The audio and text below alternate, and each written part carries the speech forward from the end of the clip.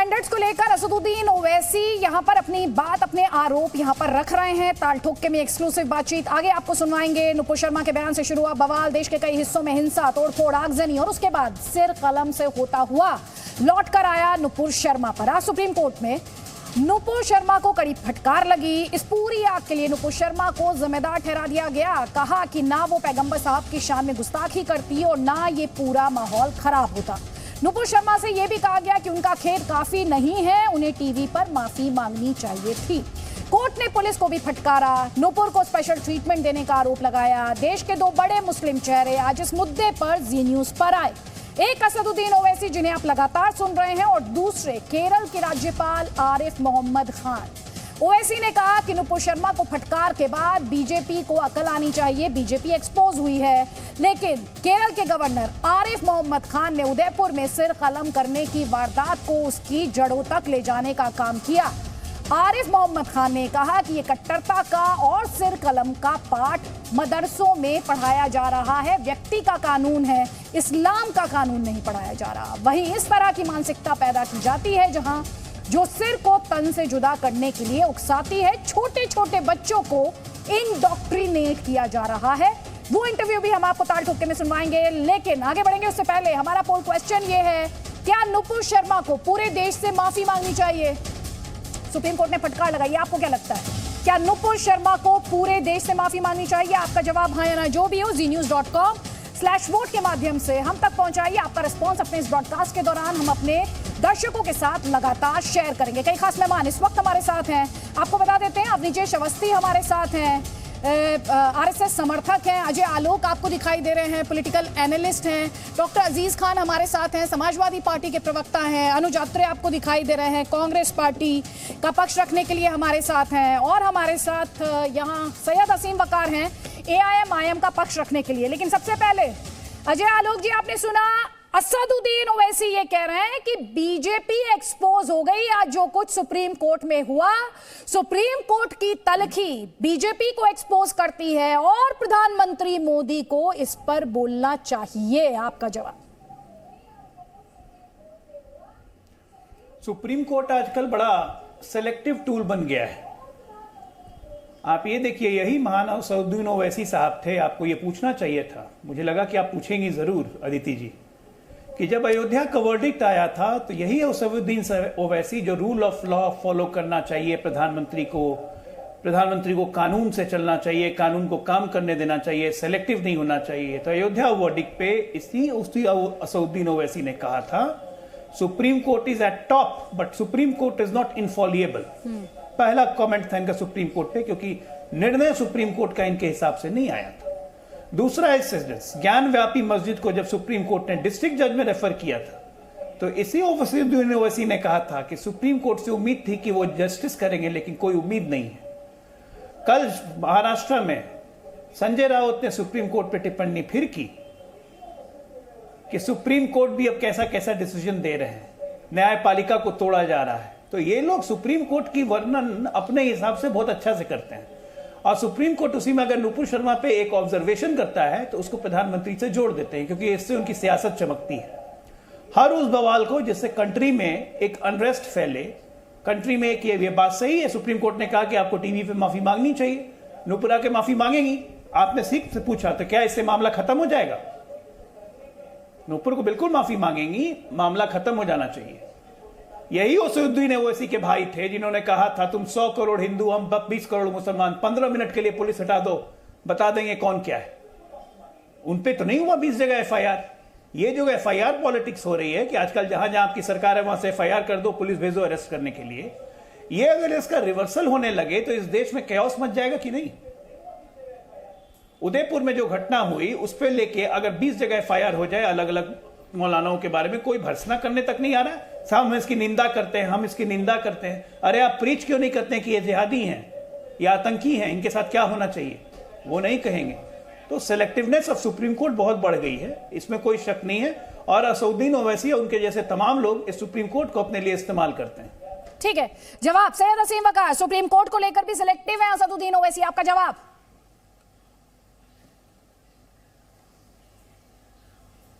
देखिए, supreme court ने जो कहा उसकी गहराई को समझिए। मैं आपको 2-3 चीजें बताना चाहता हूं। मैंने बड़े सुकून से सुना अजय आलोक को। हिंदुस्तान में ऐसा नहीं है कि हमारे मजहब में खराब लोग नहीं हैं, सारे मजहब आप ही के मजहब में खराब हैं, सारे लोग, ऐसा नहीं है। हमारे मजहब में भी हैं, दूसरे मजहबों में भी हैं, आपके यहाँ भी हैं। लेकिन फर्क क्या है? फर्क यह है कि जब राजसमंद, राजस्थान उदयपुर में एक शंभूनाथ रैगर अफराजुल को कुल्हाड़ियों से काटता है, उसका लाइव टेलीकास्ट करता है, फिर उसको आग लगाता है,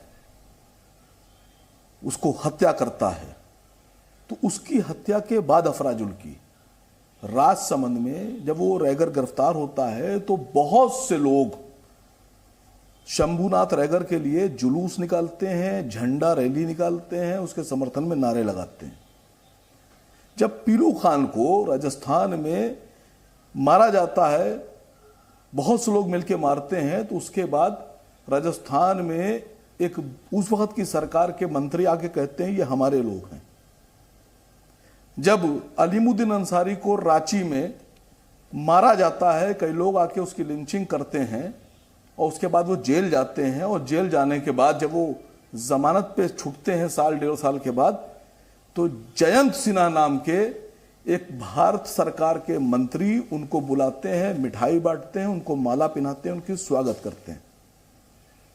जब उत्तर प्रदेश के सीतापुर में बजरंग मुनि नाम का एक क्रिमिनल मुसलमानों की औरतों के साथ बलात्कार की बात कहता है, और जब उस पर योगी जी की तरफ से FIR दर्ज होती है, तो उसके बाद वो माफी मांगता है, तो उसके बाद में भारतीय जनता पार्टी के राजेश वर्मा नाम के सांसद बजरंग मुनि के पास जाके उसके माला पहना के उसका स्वागत और समर्थन करते हैं कि आपने बिल्कुल ठीक कहा। अगर इस तरह का एक भी वाक्य मुसलमानों में मिल जाए कि अगर मुसलमानों ने किसी की हत्या की हो और उसके बाद मुसलमानों ने उस हत्यारे का समर्थन किया हो, उसकी माला पहनाई हो, उसको, उसके लिए मिठाई बांटी हो, उसको पैसे दिए हों, तो आप मुझे बताइए, कभी भी कोई मुसलमान किसी ऐसे आदमी, किसी ऐसे मुसलमान का साथ नहीं दे सकता। जो चीज मैं अपने धर्म पे लागू करता हूं, पहले मैं अपने पे लागू करता हूं, बाद में आपसे एक्सपेक्ट करता हूं। अगर कोई मुसलमान कभी किसी धर्म के देवी देवताओं को, सुनिए मैडम, सुनिए, अगर कोई मुसलमान कभी किसी देवी देवता के बारे में, भाषण के लिए नहीं सर, बहस के लिए बुलाया मैंने ओवैसी साहब का, करीब 15 मिनट का इंटरव्यू चला है सर। सब पार्टी को यहाँ पर बराबर मंच मिलना चाहिए सर, लोकतांत्रिक व्यवस्था में। सर आप वो विजुअल्स ले आए जहां पथराव के विजुअल्स थे, जो पुराने विजुअल्स थे, और उसके बाद में आप एक काम कर लीजिए, बारी बारी से गाली दिलवाइए हम लोगों को, और उसका खुश होइए कि एक चीज क्लियर कर लीजिए सैयद असीम वकार, एक तो ये आप और हम करना बंद कर दीजिए, आप और हम बंद कर दीजिए, ये बहुत हो गया आप और हम। देखिए आप और हम जो है ना, सुनिए ध्यान से, आप और हम जो है ना सर, हम भारतीय हैं, मैं ऐसे देखती हूँ। नहीं, आप और हम भारतीय हैं, मैं ऐसे देखती हूँ, आप उसे देखते होंगे आप और हम करके। जब मैं आपसे बात कर रही हूँ तो मैं एक भारतीय से बात कर रही हूँ सर, अच्छा लगता है। और मेरे साथ और भी भारतीय बैठे हैं जिनकी अपनी विचारधारा है, और उन्हें इस डिस्कशन में लाना उनके प्रति भी मेरा दायित्व है सर। और आपने जो लिस्ट पढ़ी, और अभी आप क्या कह रहे थे, सिलेक्ट, आपके धर्म में आपके यहाँ, हमारे यहाँ। सर आप भूल गए, ध्रुव त्यागी का नाम आपको याद नहीं रहा जब आप लिस्ट गिनवा रहे थे सर। अंकित शर्मा को भी आप शायद भूल गए सर, भूल गए ना हम लोग। आपको गिरी महाराज याद नहीं रहे, सुशील गिरी महाराज याद नहीं रहे सर, आपको रामलिंगम याद नहीं रहे सर, आपको सुबोध सिंह भी याद नहीं रहे सर। ये सब सर, ये जो विक्टिम का और अपराधी का धर्म नहीं बताते आप, विक्टिम का धर्म बताते। आप समझ ही नहीं पाती हैं आप। नहीं सर, मैं क्या समझ पाती हूँ और क्या नहीं समझ पाती हूँ जनता जानती है, जनता देख रही है। मौलाना मुफ्ती नदीम को गिरफ्तार किया गया है राजस्थान से, ये बड़ी खबर है। भड़काऊ भाषण का मामला है जिसमें मौलाना नदीम की गिरफ्तारी हुई है। आपको सुनवा देते हैं गिरफ्तारी हुई क्यों है, इससे पहले कि सैयद असीम वकार इस पर भी सफाई देने लगे, सुन लीजिए। कुछ बर्दाश्त कर लेंगे, तुम मुझे गाली दो बर्दाश्त है, तुम मेरे वालिदैन को गाली दो बर्दाश्त है, तुम मेरे खानदानों को बुरा कहो बर्दाश्त है, लेकिन मेरे नबी की शान में अगर एक लफ्ज भी बोला तो याद रख लो जबान काट ली जाएगी। हाथ उठाओगे हाथ काट लिया जाएगा, उंगली उठाओगे उंगली काट ली जाएगी, अगर निगाहें भी उठी ना तो निकाल कर बाहर फेंक देंगे। हज़रात गिरामी कद्र, फिर उसके बाद तुम चाहो तो हमें जेल में डालना, तुम चाहो तो लाठियां बरसाना, हम बर्दाश्त करेंगे, लेकिन नबी की शान में गुस्ताखी बर्दाश्त न करेंगे। तो आपने सुन लिया ये मौलाना नदीम अख्तर ने क्या कहा था। आंख निकालने की बात, निगाह भी ये झुका देंगे, उंगली काट लेंगे, हाथ काट देंगे। ये इस तरह की बयानबाजी इनके द्वारा, इस तरह का भाषण इनके द्वारा किया गया था और गिरफ्तारी हो गई अब इनकी। मौलाना का एक और साथी भी गिरफ्तार किया गया है। 3 जून को नुपुर शर्मा के बयान को लेकर इनका ये भड़काऊ बयान था और क्या इन्होंने कहा था आपने सुन लिया। उसके इसी बयान के लिए इनकी गिरफ्तारी यहां पर हुई है, जैसा कि आप देख पा रहे। डॉक्टर अजीज खान, मुझे याद है उस दिन भी आप मेरे साथ बहस में थे और मैंने पूछा था इनकी गिरफ्तारी होनी चाहिए या नहीं होनी चाहिए। आज तो गिरफ्तारी ठीक हुई होगी सर? अदिति जी, बिल्कुल गिरफ्तारी ठीक हुआ, लेकिन मुझे बेहद खुशी होती उस वक्त कि जो आज देश का माहौल जिस तरीके से खराब किया जा रहा है और नफरत की जो कहीं ना कहीं बीज उगाई जा रही है, मुझे लग रहा है उन सारे लोगों को भी गिरफ्तार किया जाता तो और अच्छा होता। इस पर मैं सिर्फ इतना कहना चाहूंगा कि आज जो माहौल है, और यहां तक कि सुप्रीम कोर्ट ने भी कह दिया, अब इसके बावजूद भी अगर दिल्ली पुलिस या जहां जहां बीजेपी के शासन सत्ता है वो पुलिस नहीं चेत रही है, तो मुझे लग रहा है इससे बड़ी दुख की बात नहीं हो सकती है। आज लगातार जो मांग उठ रहा है कि प्रधानमंत्री जी सफाई दे, आखिर ऐसी स्थिति क्यों पैदा हुई? आज सुप्रीम कोर्ट ने भी इस बात को कह दिया कि इस मुल्क में अगर जो नफरत का माहौल जो पैदा किया गया है वो नुपुर शर्मा और उनकी पार्टी के द्वारा। क्या सर ये कहा क्या कहना चाहिए? इनकी पार्टी द्वारा क्रिएट किया गया है। डॉक्टर अजीज खान, एक सेकंड, ये कहा बोला कि उनकी पार्टी द्वारा क्रिएट किया गया है? डॉक्टर अजीज खान, आप जानते हैं आप किसकी बात कर रहे हैं? देश की सर्वोच्च अदालत की बात कर रहे हैं सर। नहीं सर, आप देश की सर्वोच्च अदालत की बात कर रहे हैं सर। एक इंडिविजुअल और उसकी पार्टी को एक्यूज करना, दोनों में अंतर होता है सर। ध्यान समझकर, बहुत सोच समझकर बोलिएगा सर, बहुत सोच समझकर बोलिएगा। जोश में बहुत कुछ कह दिया आपने। नहीं, जोश में सर गलत बयानी मत कीजिएगा। देश की सर्वोच्च अदालत की बात कर रही हूं मैं। आप बता दीजिए कहां पर कहा देश की सर्वोच्च अदालत ने कि इनकी पार्टी ने माहौल खराब किया है? नुपुर शर्मा किस पार्टी से ताल्लुक रखती हैं? सर आप एक इंडिविजुअल की बात कर रहे हैं, उनकी पार्टी को लेकर कहां कहा देश की सर्वोच्च अदालत ने? पार्टी का नाम लिया है सुप्रीम कोर्ट ने। डॉक्टर अजीज खान, आप यहाँ पर सुप्रीम कोर्ट के ऑर्डर की बात कर रहे हैं यहाँ मुझसे, और आप मुझे बताइए उनकी पार्टी का नाम लिया है क्या? Please sir, please be factual with me please. एक मिनट, मैंने आपसे कहा नुपुर शर्मा किस पार्टी से हैं? और आखिर अगर पार्टी आपने कहा देश की सर्वोच्च अदालत ने कहा नुपुर शर्मा और इनकी पार्टी। आप मुझे ये बताइए देश की सर्वोच्च अदालत ने इनकी पार्टी पर क्या कहा? देखिए एक बात आप समझिए, नुपुर शर्मा पे कहने का मतलब सीधा सीधा पार्टी पे अटैक है। आखिर सुप्रीम कोर्ट ने आज वर्डिक्ट दिया है, आखिर किस तरीके से वर्डिक्ट है? आज देश क्या इंटरप्रिटेशन की है आपने? वजह से खराब हुआ। क्या इंटरप्रिटेशन की है आपने? ये अपने पार्टी की इंटरप्रिटेशन कर दी है। क्यों नहीं वर्डिक्ट क्या दिया बताइए जरा। चलिए हमारे दर्शकों को ये बताइए कोर्ट का वर्डिक्ट क्या था, जरा बताइए। कोर्ट का वर्डिक्ट बताइए जरा। मारा गया उसके लिए कौन जिम्मेदार है? हमारा भाई कन्हैया मारा गया, कौन जिम्मेदार है? कौन जिम्मेदार है? आज देश कहीं ना कहीं जल रहा है, कौन जिम्मेदार है? तो राजस्थान में किसकी सरकार है? राजस्थान में किसकी सरकार है? डॉक्टर अजीज खान, ये स्वीपिंग स्टेटमेंट इस तरह से नहीं, फैक्ट्स पर बात कीजिए। राजस्थान में किसकी सरकार है? देश में किसकी सरकार है? और आप ये कह रहे हैं, एक सेकेंड, और आप ये कह रहे हैं ये रियाज और ये मोहम्मद गौस, इन्होंने, इनकी कोई जिम्मेदारी नहीं उसमें।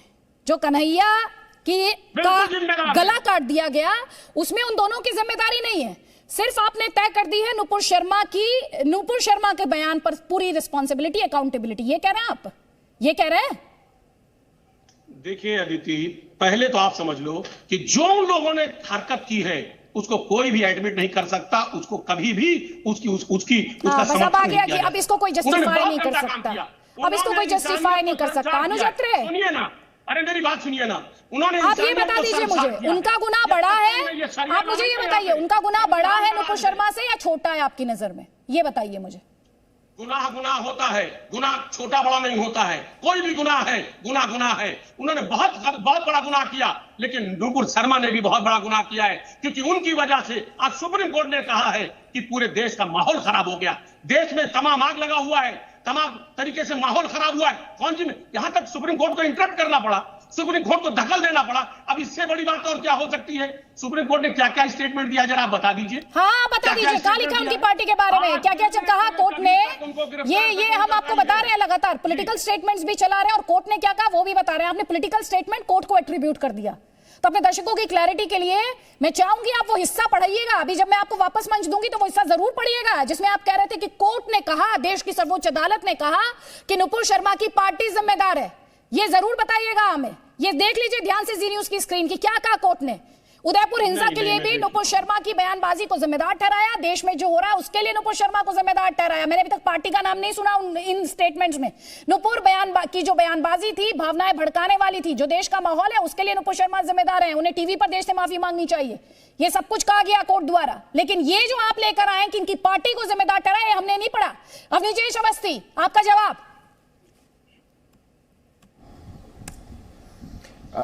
अदिति जी, अभी 3 लोगों के वक्तव्य आपने सुनाया, मुझे ओवैसी साहब का इंटरव्यू सुनाया, सैयद असीम बकार का, और अभी अजीज़ खान बोल रहे थे।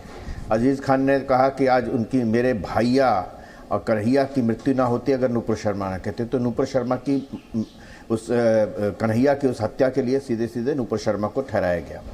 मैं आदित्य जी आपसे एक अजीबोगरीब सवाल कर रहा हूँ। आज सुप्रीम कोर्ट ने, उच्चतम न्यायालय ने जो वक्तव्य दिया, जो ऑब्जर्वेशन दिए, उसके बारे में मैं कुछ नहीं बोलूँगा, लेकिन हैरत की बात यह है कि ओवैसी साहब के भाई अकबरुद्दीन ओवैसी, जिसका जिक्र अभी अजय आलोक ने भी किया, करोड़ों लोगों ने वो वीडियो सुना, लेकिन हैदराबाद की पुलिस को ही नहीं मिला वो, और न न्यायालय को मिला वो, और वो बरी हो गए। ये है असली बात। आपने तो सही कहा असीम बकार को कि आपने जिन जिन लोगों के नाम गिनाए उसमें एक धर्म, एक मजहब के लोग थे। कैसे राम मंदिर के फैसले पर क्या कहा था, और सुन लीजिए, सिर्फ यही नहीं, याकूब मेनन और अफजल गुरु की किलिंग को क्या कहा था, जुडिशियल किलिंग है, और कह रहे हैं कि आज तक किसी मुसलमान, किसी मौलाना ने ऐसी किसी हरकत का वो नहीं किया जिन्होंने हज़ारों लोगों को मारा इस देश में। उसके बारे में ये लोग क्या कहते रहे हैं, ये कोई नई बात है? एक बात बड़ी साफ सी है, आप कन्हैया की हत्या के लिए आज ऐसा लग रहा है कि जैसे सुप्रीम कोर्ट ने नुपुर शर्मा को दोषी ठहरा दिया, उन 5 लाख हिंदू, कश्मीरी हिंदुओं के लिए भी किसी को ठहरा दो भैया, ठहरा दो किसी एक को, नुपुर शर्मा के वक्तव्य को ठहरा दो। अब तक जो चंदन गुप्ता, रिंकू शर्मा, अंकित शर्मा, मेरे पास इतनी लंबी लिस्ट है कि ये कार्यक्रम खत्म हो जाएगा, लिस्ट खत्म नहीं होगी। जिस तरीके से मारा गया है, जिस तरीके से और जिस बेरहमी से मारा गया है, अंकित शर्मा के ऊपर 58 वार थे, उसके लिए भी नुपुर शर्मा जिम्मेदार थी, वही जिम्मेदार थी। उसका एक वक्तव्य जो है पूरे देश के माहौल को, जो 1947 के बाद की बात कर रहा हूं, पहले विभाजन के समय की तो बात ही नहीं कर रहा, 55,000 दंगे हुए, उसके लिए नुपुर शर्मा जिम्मेदार है, और कौन जिम्मेदार? और एक और बड़ी खबर, नुपुर शर्मा पर अखिलेश यादव का ट्वीट आया है। अखिलेश यादव कह रहे हैं अशांति फैलाने की सजा मिलनी चाहिए नुपुर शर्मा को, ये अखिलेश यादव कह रहे हैं। अखिलेश यादव द्वारा ट्वीट किया गया है और कह रहे हैं कि अशांति फैलाने की सजा मिलनी चाहिए नुपुर शर्मा को। डॉक्टर अजीज खान, सौहार्द बिगाड़ने की सजा मिलनी चाहिए। अब ये सजा कौन तय करेगा सर? अब ये कोर्ट तय करेगा, और कोर्ट इस बात को कोर्ट अपनी वर्डिक्ट में ला भी चुका है। आज कोर्ट ने कह दिया साफ साफ, आखिर किस लैंग्वेज में कोर्ट कहे, कौन सी भाषा में कोर्ट बोले। उसके बाद ये सरकार चेत नहीं रही, समझ नहीं रही है। नुपुर शर्मा के कंप्लेन पे दूसरों को गिरफ्तार कर लिया जाता है, लेकिन नुपुर शर्मा को टच नहीं किया जाता है। दिल्ली पुलिस टच नहीं करती है, यहां तक सुप्रीम कोर्ट ने भी इस बात को कहा। अब सवाल इस बात का है कि नुपुर शर्मा आखिर वो किस पोजीशन में है, बीजेपी के लिए आखिर इतनी खास क्यों है, ये बहुत बड़ा सवाल है। वो सवाल खत्म नहीं हो सकता। आज जिस तरीके से अवस्थी जी अभी सुप्रीम कोर्ट पर सवाल उठा रहे थे, सब उसके बाद सवाल नहीं उठा रहे थे सर, सवाल नहीं उठा रहे थे, वो सवाल पूछ। एक सेकंड डॉक्टर अजीज खान, आप एक के बाद एक स्टेटमेंट दिए जा रहे हैं सर। अभी उन्होंने क्या कहा वो तो मैं पूछ लूंगी, लेकिन सुप्रीम कोर्ट की ऑब्जर्वेशन, टिप्पणी और सुप्रीम कोर्ट के आदेश, फैसले, वर्डिक्ट में क्या फर्क होता है डॉक्टर अजीज खान? सुप्रीम कोर्ट का वर्डिक्ट ही एक बहुत बड़ी बात है। अगर सुप्रीम कोर्ट किसी पर कमेंट करता है, किसी तरीके का वर्डिक्ट देता है, अपने आप में ही वो एक बहुत बड़ी बात है। अजय, ज्ञान वापी में भी सुप्रीम कोर्ट ने एक टिप्पणी की थी, तब तो ऑब्जर्वेशन ही रह गई थी वो। तब तो वो सिर्फ ऑब्जर्वेशन रह गई थी सर। आज सुप्रीम कोर्ट की सबरीमाला पे भी टिप्पणी तो दिया भी था। आदेश का हिस्सा है सर। अरे सुनिए ना, हाँ हाँ सुन रही हूँ सुनिए तब ना, से। सबरीमाला पे भी, अरे सुनिए ना, सबरीमाला पे भी वर्डिक्ट दिया था। अभी गुजरात कांड पे भी, गोधरा कांड पे भी माननीय मोदी जी को क्लीन चिट भी दिया था, उस पे भी 2 शब्द बोल दीजिए। उस पर आप क्या कहेंगी? कहीं कहीं सुप्रीम कोर्ट, अब तक उस वक्त सुप्रीम कोर्ट के बारे में अवस्थी जी ने कुछ नहीं कहा, अजय आलोक जी ने अप्रिशिएट नहीं किया।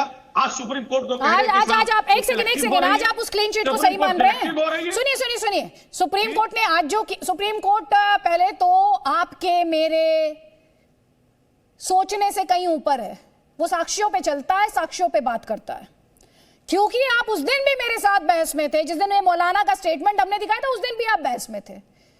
और अभी आपने प्रधानमंत्री मोदी को क्लीन चिट की बात की, आज वो सही है? आज जब नुपुर शर्मा को फटकार लगा दी है तो आज वो क्लीन चिट भी उतनी ही वैल्यूएबल है आपके लिए, उतनी ही मान्य है? बताइए।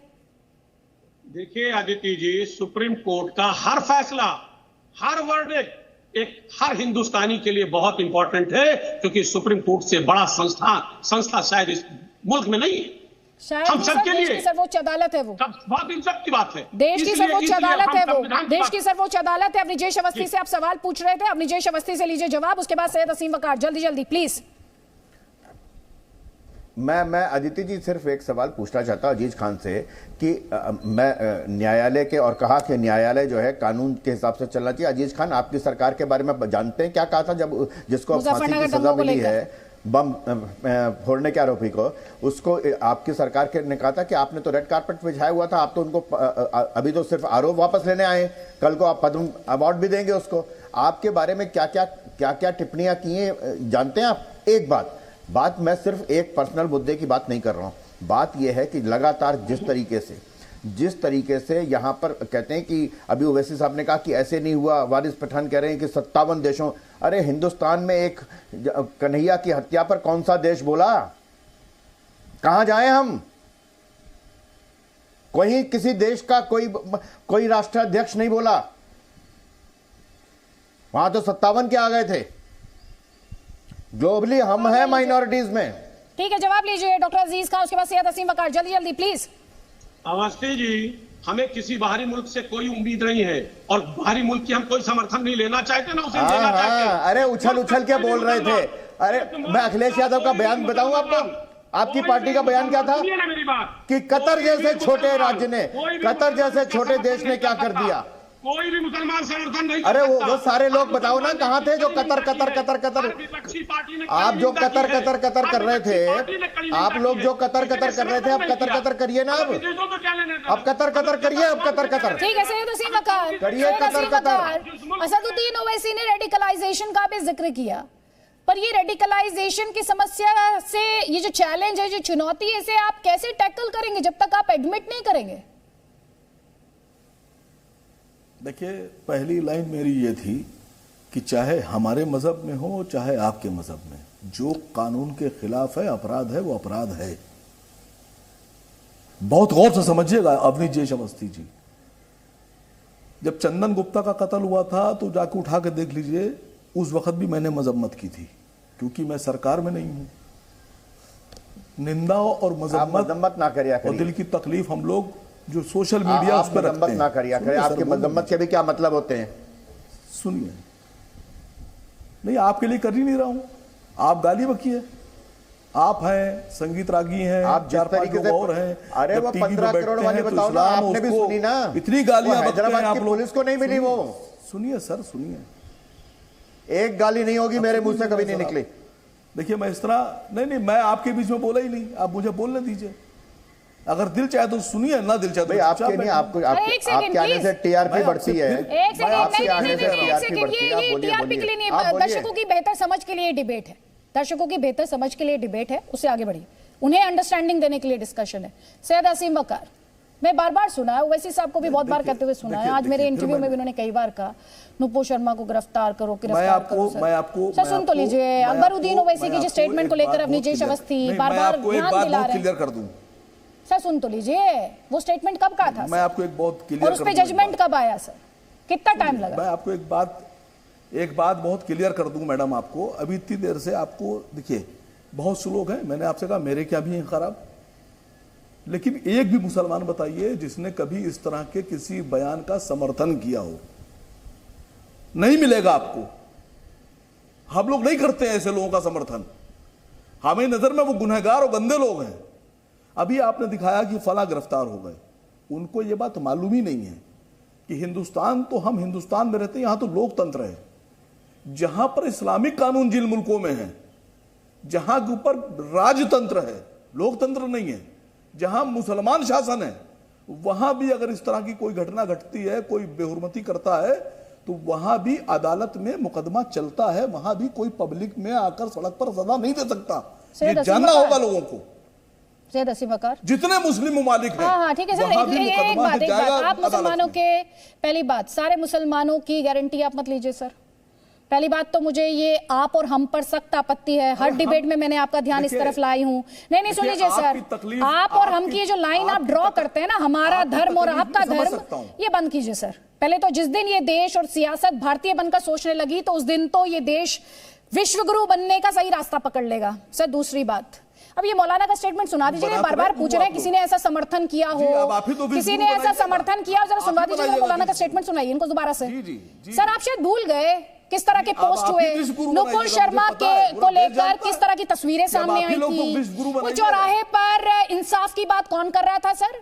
चौराहे पर इंसाफ की बात कौन कर रहा था? कौन सी पार्टी का नेता थे वो शायद आप भूल गए। जरा एक बार मौलाना की बाइट चलाइए, साउंड बाइट चलाइए प्लीज दोबारा, क्योंकि सर बार बार पूछ रहे हैं ना, एक मुसलमान दिखाइए, एक मुसलमान दिखाइए। सब कुछ बर्दाश्त कर लेंगे, तुम मुझे गाली दो। मुसलमान दिखाइए, एक मुसलमान दिखाइए। सब कुछ बर्दाश्त कर लेंगे, तुम मुझे गाली दो, बर्दाश्त है। तुम मेरे वालिदैन को गाली दो, बर्दाश्त है। तुम मेरे खानदानों को बुरा कहो, बर्दाश्त है। लेकिन मेरे नबी की शान में अगर एक लफ्ज भी बोला तो याद रख लो, जबान काट ली जाएगी।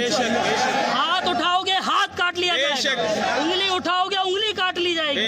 अगर निगाहें भी उठी ना तो निकाल कर बाहर फेंक देंगे। हजरात गिरामी कद्र, फिर उसके बाद तुम चाहो तो हमें जेल में डालना, तुम चाहो तो लाठियां बरसाना, हम बर्दाश्त करेंगे, लेकिन नबी की शान में गुस्ताखी बर्दाश्त न करेंगे। तो सैयद असीम बकर, अभी आप पूछ रहे थे ना कि इस तरह की बातों के समर्थन में कोई ऐसा सुनवा दीजिए, दिखा दीजिए सर। ये उम्मीद आपने सुन लिया होगा और देख भी लिया होगा सर। इसके बाद बहस खत्म हो जाती हो सर। अगर निर्मम तरीके से हत्या की जाए ना सर, तो ध्यान से सुनिएगा, इसमें पीठ थपथपाने की बात नहीं है कि आपने जाके 2 लफ्ज कह दिए निंदा में, आपने जाकर आलोचना कर दी। क्या करें सर? लॉ अबाइडिंग सिटीजन, आप तो रिलीजन में बांट रहे हैं उसे, मैं नेशनैलिटी की बात कर रही हूं। एक लॉ अबाइडिंग इंडियन उसकी आलोचना ही करेगा और ऐसे लोगों का सोशल बॉयकॉट ही करेगा सर। मैं तो इंडियन की बात कर रही हूं। आप और हम की सियासत आप कीजिए, आप और हम की सियासत आप कीजिए। हमारे साथ मुफ्ती मंजूर जियाई में जाऊंगी। मुफ्ती मंजूर जियाई, आपसे मैं जो सवाल लूंगी, उससे पहले अभी थोड़ी देर पहले केरला के गवर्नर आरिफ मोहम्मद खान से जी न्यूज ने खास बातचीत की, सुनिए उन्होंने क्या कहा।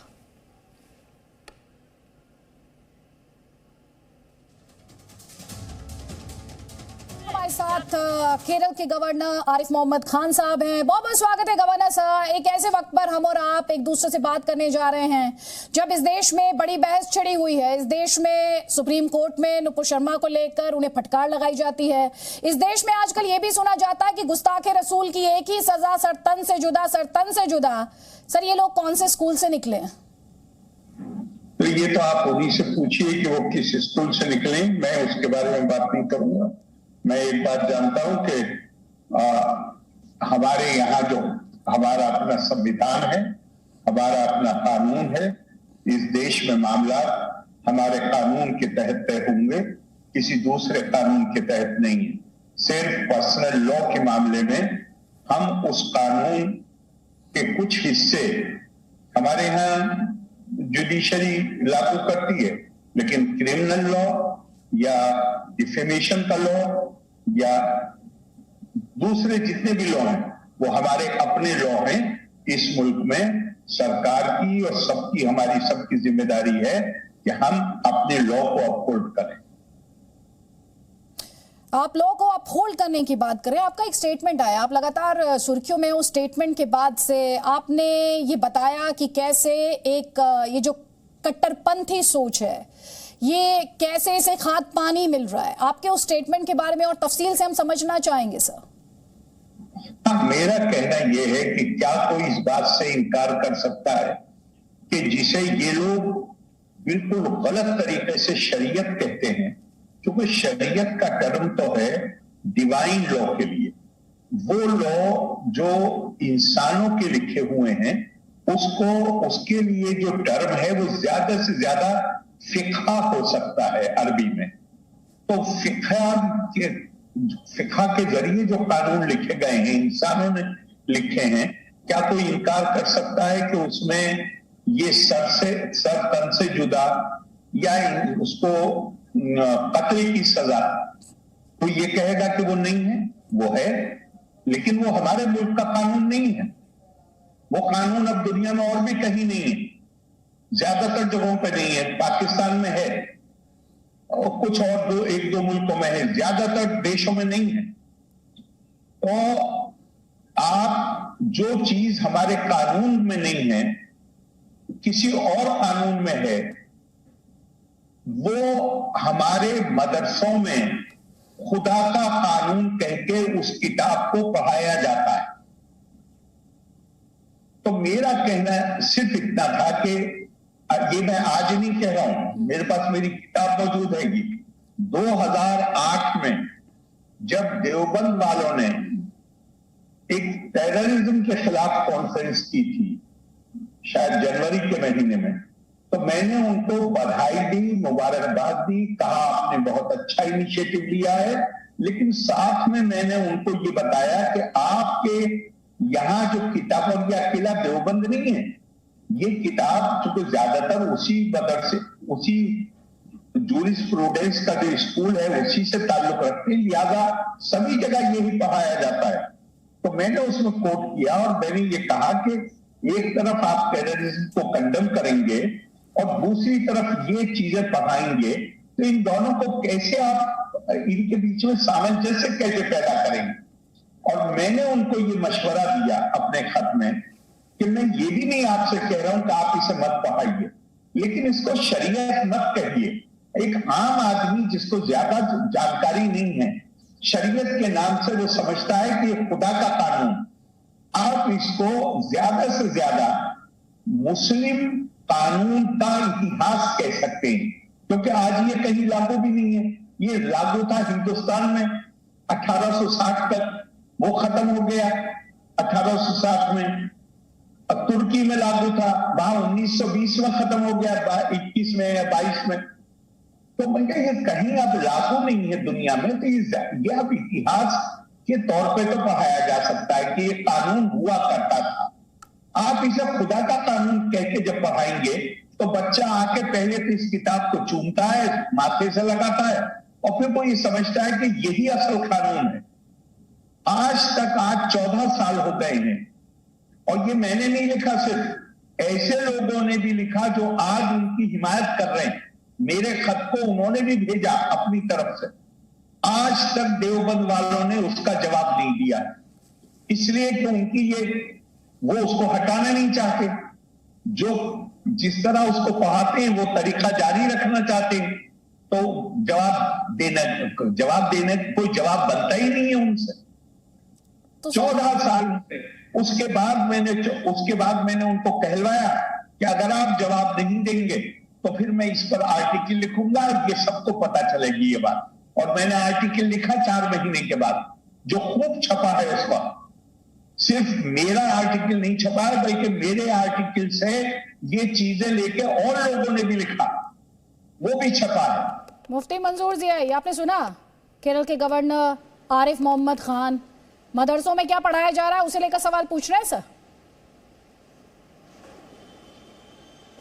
देखिए, असल बात हमें बताने की और समझाने की और अपने लोगों को ये बताने की ज़रूरत है कि आपके दरमियान में और मुल्क के दरमियान में अगर कोई आता है तो इसे समझना होगा। वो कौन लोग हैं जो कट्टरता को फैलाने की कोशिश कर रहे हैं, और दोनों समुदाय के दरमियान में कुछ लोग हैं जो कट्टरता को फैलाने की कोशिश करते हैं। तो ऐसे लोगों के ऊपर जो कट्टरता को फैलाते हैं या ऐसी चीजों को बढ़ावा देते हैं, उसके ऊपर में कदगन लगाने के लिए आईपीसी की धाराएं हैं। उन आईपीसी की धाराओं के तहत उन लोगों के ऊपर मुकदमे आयद होने चाहिए और उनको जेल की सलाखों के पीछे जाना चाहिए। लेकिन हम दोनों के दरमियान में, हम भाइयों बहनों के दरमियान में, मुल्क के वासियों के दरमियान में नफरत फैलाने वालों की जगह कहां से मिल रही है? कौन है जो ऐसे लोगों को प्रोटेक्ट करता है, चाहे वो इस समुदाय से हो या किसी और समुदाय से हो, या हमारे समुदाय से हो या किसी और समुदाय से हो? तो ऐसे लोगों के दरमियान में नफरतें फैलाने वालों को प्रोटेक्ट करने वाले लोग, ऐसे लोगों को बढ़ावा देने वाले लोग, ऐसे लोगों को सहायता देने वाले लोग, वो कौन लोग हैं? ऐसे लोगों पर भी निगाह रखी जानी चाहिए दीदी। हम मुल्क को आगे बढ़ाने के लिए, हम सब मिलकर के अपने मुल्क को आगे बढ़ाने के लिए कोशिश हैं, लेकिन कुछ लोग हैं जो ऐसे एलिमेंट, ताकतें हैं जो हमारे मुल्क को बदनाम करने के लिए साजिशें रचते हैं, और वो दोनों समुदाय में है। ऐसे लोगों का किला कमा करने के लिए हम सबको मिलकर के, मुत्तहिद होकर के उनके खिलाफ खड़ा होना पड़ेगा, ताकि ऐसे लोगों के ऊपर कार्रवाई भी हो और ऐसे लोगों को इंकिशाफ किया जाए, दुनिया के सामने खोल कर रखा जाए। तो ऐसे लोगों की अभी जरूरत है, और टीवी चैनल के माध्यम से ऐसे लोगों का खुलासा करके लोगों के बीच में लाना होगा। आरिफ मोहम्मद खान केरल के गवर्नर हैं। आरिफ मोहम्मद खान एक मुस्लिम स्कॉलर हैं। मैंने आपसे जो सवाल पूछा वो मदरसों की पढ़ाई को लेकर पूछा था सर, जो कि उनके स्टेटमेंट पर आधारित है। सुन लीजिए, अब देखिए, आरिफ मोहम्मद खान ही एक स्कॉलर नहीं है, वो गवर्नर है, ये बात बिल्कुल दुरुस्त है। एक ही स्कॉलर मुल्क में नहीं है कि जिसने कह दिया उसकी भाषाओं को ही उसको अपलिफ्ट किया जाएगा, हम उसकी बातों का इस्तेमाल करेंगे। एक बात बहुत वाज़ेह है, मदरसे के अंदर में तालीम दी जाती है दीन की, अल्लाह उसके रसूल की, साथ ही साथ मुल्क से मोहब्बत करने की, क्योंकि हमारे कुरान में, हमारे हदीस में मुल्क से मोहब्बत करने के उसूल और ज़ाब्ते भी बताए गए हैं। तो इसमें क्या दिक्कत है? अरे मुफ्ती मंजूर जियाई जी वो क्या कह रहे हैं? ये सर कलम करने की तालीम कहाँ दी जा रही है? सर कलम करने की जो तालीम दी जा रही है उन कट्टरपंथी लोगों के जरिए से दी जा रही है जो दोनों समुदाय के अंदर में है, और वो लोग इस तरीके की भावनाओं को बढ़ा करके जोधपुर में किसी को गला काट करके जलाने की बात करता है। एक्ट में ले जा रहे हैं सर, आप हर बात को बैलेंसिंग एक्ट में ले जा रहे हैं। सुन लीजिए ना सर, कलम करने की तालीम बहुत वाज़ेह लफ्जों में कहाँ अपने दी देश जा के रही लोगों को बताना है? चाहता वो क्या कह रहे हैं आरिफ मोहम्मद खान साहब? देखिए, जो आप केरल के गवर्नर तो साहब हैं, लेकिन एक बड़े इस्लामिक स्कॉलर भी हैं सर, वो सवाल पूछ रहे हैं, जवाब देखिए। आप जवाब सुनिए ना, कहाँ तालीम दी जा रही है ऐसी जहां पर जोधपुर या राजस्थान के अंदर में लोग किसी को काट देते हैं, वीडियो बनाते हैं और जला करके सामने रख देते हैं, वहां पर भी वो तालीम दी जा रही है। और उदयपुर के अंदर में जिस तरीके का गला काटा जा रहा है वहां पर भी तालीम दी जा रही है। तो क्या ऐसा नहीं हो सकता? सवाल क्या पूछा मैंने आपसे? सर, कलम करने की तालीम कहाँ दी जा रही है? सवाल नहीं, उसका जवाब नहीं दे रहे सर। आप सोच लीजिए, थोड़ा और वक्त ले लीजिए। सतीश पुनिया जी हमारे साथ हैं, सुप्रीम कोर्ट ने फटकार लगाई सतीश पुनिया जी। सर ठीक है, सोच लीजिए सर, मैंने आपको बहुत वक्त दिया, सोच लीजिए। अभी और कोई जवाब हो और कोई कंपैरिजन जिससे आप जस्टिफाई कर पाए, सोच लीजिए सर, आप सोच लीजिए। इसके लिए मैं आपको वक्त दे रही हूँ मुफ्ती मंजूर जियाई। सतीश पुनिया जी, देश में जो मौजूदा माहौल है उसके लिए नुपुर शर्मा जिम्मेदार है, जवाब। लेकिन मैं उस पर कोई टिप्पणी नहीं करूंगा, क्योंकि सुप्रीम कोर्ट ने काफी कुछ कहा है और पूरे देश में उसकी चर्चा हो रही है। मैं कंसर्न हूं अभी राजस्थान की घटना से, और उसके बाद जो चर्चा हुई उससे। राजस्थान में पिछले 3.5 वर्षों में जो यहाँ चर्चा हो रही थी, सरकारें इस बात को जब अपीजमेंट करती हैं तो इस बात को पूरी जनता देखती प्रतिक्रिया होती है। और मुझे लगता है कि हिंदुस्तान जैसा शहर हिंदुस्तान जैसा देश दुनिया में नहीं है जहाँ हर धर्म को, पंथ को, जाति को, गोत्र को इस तरीके की आजादी है। हर तरीके की अभिव्यक्ति से लेकर उसको हर तरीके की आजादी है। इस देश में जिन लोगों की आतंकवाद के जरिए अराजकता फैलाने की साजिश है, उसको समझने की जरूरत है। अभी जो घटना उदयपुर की हुई उसके बाद जो कनेक्शंस आए कि वो शख्स पाकिस्तान गया, उसको क्या टेरर फंडिंग हुई, क्या इस तरीके के रेडिकल ग्रुप्स पूरे देश में कश्मीर से लेकर कन्याकुमारी तक काम करते हैं। तो कहीं न कहीं इस पूरे चीजों को पीछे तय तक जाने की आवश्यकता है कि कहाँ किस तरीके से प्रोवोकेशन किया जाता है, किस तरीके से अपीजमेंट किया जाता है। राजस्थान की सरकार का उदाहरण है कि वो पीएफआई को नहीं सर, तो वो काम कौन करेगा सर? कोटा में परमिशन। तो आप कह रहे हैं कि आप जो बातें कह रहे हैं उसमें एक्शन लेने की जिम्मेदारी किसकी है? ये उन सरकारों की है। राजस्थान की सरकार ने खास तौर पर पीएफआई को परमिशन दी और रामनवमी पर और हिंदू नववर्ष पर प्रतिबंध लगाया 17 जिलों में। तो लोगों में स्वाभाविक तौर पर आक्रोश होगा, नाराजगी होगी। तो सरकार को तो निरपेक्ष होना चाहिए और पहली व्यवस्था तो कानून व्यवस्था से जुड़ी हुई है। देश का, प्रदेश का लॉ एंड ऑर्डर ठीक होगा तो ये घटनाएं रुकेंगी, लेकिन इसमें सरकार निरपेक्ष तरीके से करे, उस पर तो आप बोल नहीं रहे ना सर। नुपुर शर्मा को लेकर जो कहा उस पर तो आप जवाब नहीं दे रहे हैं। अजय आलोक जी, थोड़ी देर पहले आपने सेलेक्टिव होने की बात की थी सर।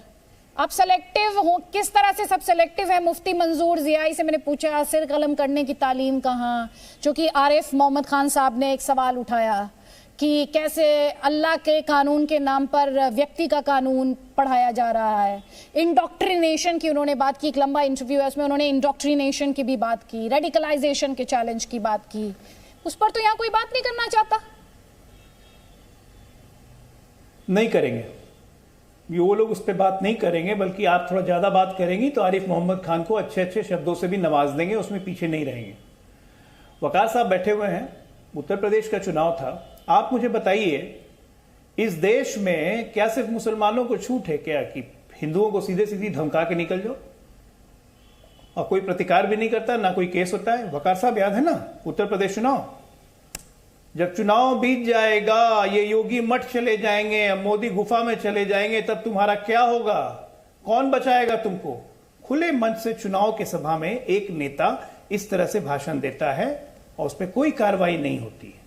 और उसको हम लोग ये भी नहीं कहते हैं, जितने सेकुलर दल के नेता हैं, कि ये खुलेआम सांप्रदायिक दंगा भड़का रहा है, खुलेआम हिंदुओं को धमकी दे रहा है। नहीं कहते हैं हम लोग, क्योंकि हम लोग ऐसे कहेंगे तो देश का माहौल बिगड़ जाएगा। ये लोग कुछ भी कहें, माहौल नहीं बिगड़ता है।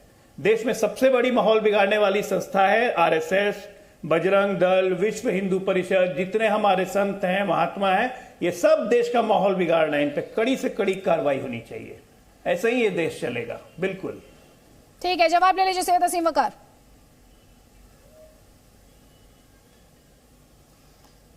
देखिए, जिसका जिक्र अजय आलोक ने किया, ये पूरी करीब 50 मिनट की स्पीच है और आपने सुनी हो ना सुनी हो, लेकिन उत्तर प्रदेश की पुलिस ने और योगी जी ने जरूर सुनी थी। आप बिहार रहते हैं, लेकिन उत्तर प्रदेश के मुख्यमंत्री योगी जी थे और जिस वक्त ये स्पीच दी गई थी उस वक्त भी वो मुख्यमंत्री थे। तो आपसे ज्यादा मोहब्बत योगी जी को उत्तर प्रदेश से है। उन्होंने पूरी स्पीच सुनी होगी, उनके विभाग ने सुनी होगी, पुलिस ने सुनी होगी, एलआईयू ने सुनी होगी। एक स्पीच 1 घंटे की निकालकर उसमें से एक टुकड़ा निकालकर आप जुर्म साबित नहीं कर सकते सर। आप चलाइए, लेकिन पुलिस जानती है कि साबित कर पाए थे वकार साहब, तो उसमें सर देखिए, मैंने आपकी बात बीच में बोला ही नहीं। मैं आपने तो जो भी कहा मैं सुनता रहा। नहीं, दूसरी बात, मैं आदित्य त्यागी जी आपसे एक बात कहूं, एक बहुत अहम बात कहने जा रहा हूं कि हमारा स्टेटस और हमारा काम करने का तरीका और हमारा नजरिया बताता है कि हम किस तरह के इंसान हैं। आज मैं देख रहा हूं हिंदुस्तान में न जाने कितने, कोई अपने को किसी धर्म का राजनीतिक विशेषज्ञ कह रहा है, कोई किसी धर्म का राजनीतिक विशेषज्ञ कह रहा है। हम मुसलमानों में भी बहुत से लोग आ गए हैं, बेपनाह लोग आ गए हैं। ऐसे लोग आ गए हैं जिनको कुरान के तर्जुमे नहीं पता, जिनको कुरान की आयतें नहीं पता, जिनको कुरान की तालीमात नहीं पता, जिनको हदीस नहीं पता। कहीं से सुन लिया, गूगल से देख लिया, यूट्यूब से देख लिया, इस्लामिक स्कॉलर बन गए। बहुत से लोग ऐसे हैं।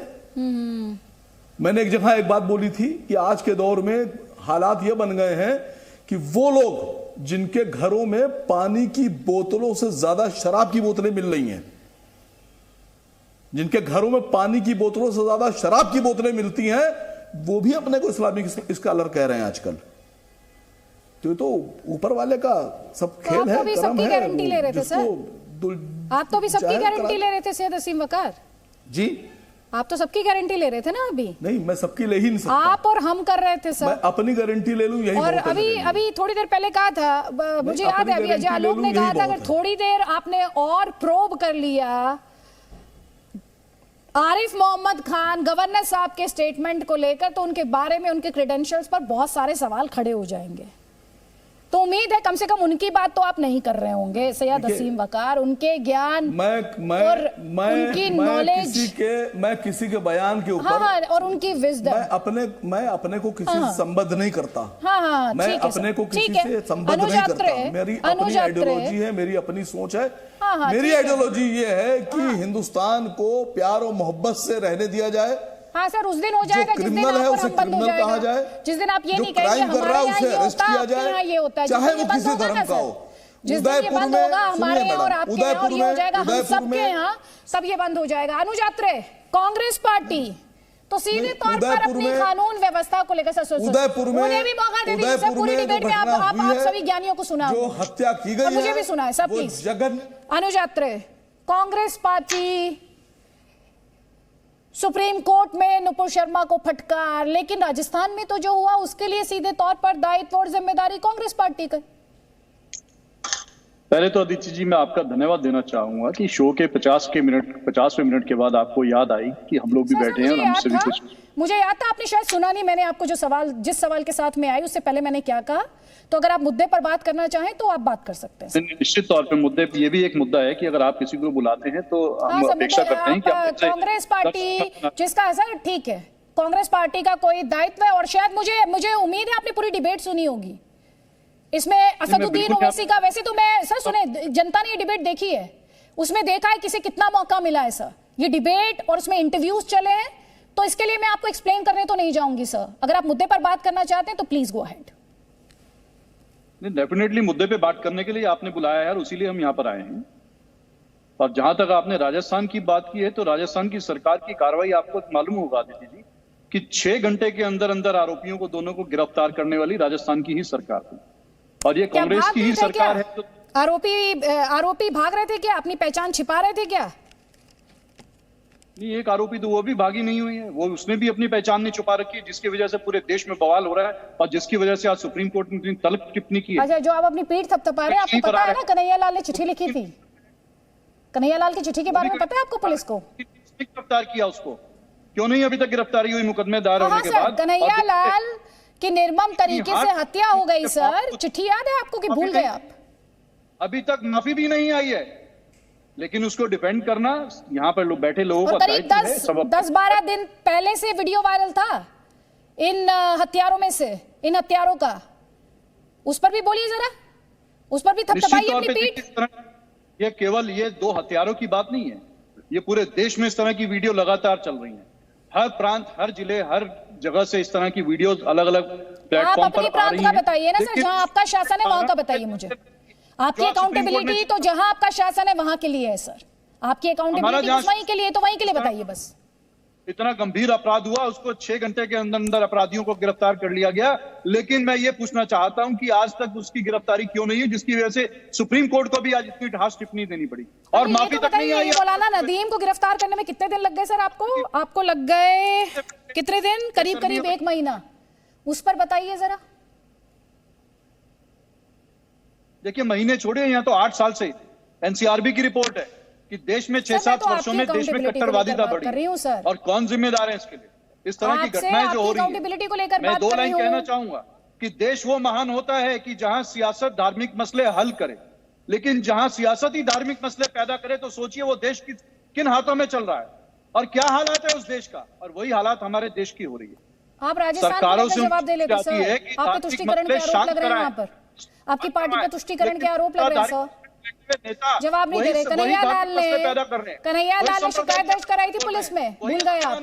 हत्यारों ने वीडियो डाला था करीब 10 दिन पहले, भूल गए आप पूरे देश के माहौल की चिंता कर रहे हैं सर। कम से कम आपके द्वारा शासित जो राज्य हैं वहां पर तो इन प्रॉब्लम्स को फिक्स कर लीजिए सर, यही मैं कहूंगी, अकाउंटेबिलिटी की बात कीजिए। बहरहाल समय इतना ही है। आप सभी मेहमानों का, डॉक्टर अजय आलोक, डॉक्टर अजीज खान, सैयद असीम वकार, मुफ्ती मंजूर जियाई और अनुज अत्रे, बहुत बहुत शुक्रिया हमारे इस डिस्कशन में शामिल होने के लिए। हम